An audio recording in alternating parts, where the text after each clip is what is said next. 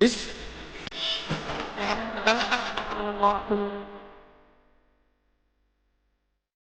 ایمان والو، تم پر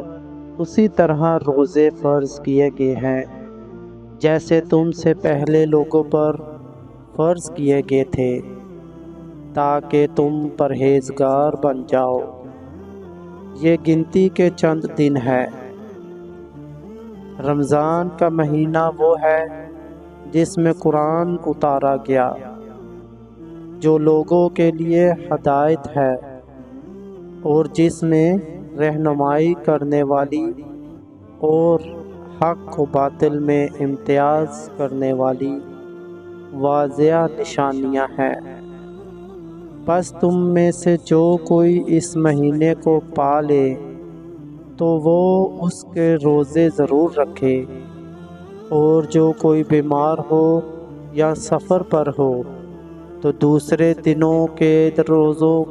سے گنتی پوری کرے۔ اللہ تمہارے حق میں آسانی چاہتا ہے اور تمہارے لیے دشواری نہیں چاہتا، اور اس لیے کہ تم گنتی پوری کر سکو، اور اس لیے کہ اس نے تمہیں جو ہدایت فرمائی ہے اس پر اس کی بڑائی بیان کرو، اور اس لیے کہ تم شکر گزار بن جاؤ۔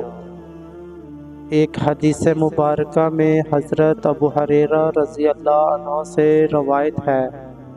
کہ رسول اللہ صلی اللہ علیہ وآلہ وسلم نے فرمایا، جب رمضان المبارک شروع ہوتا ہے تو جنت کے دروازے کھول دیے جاتے ہیں، جہنم کے دروازے بند کر دیے جاتے ہیں،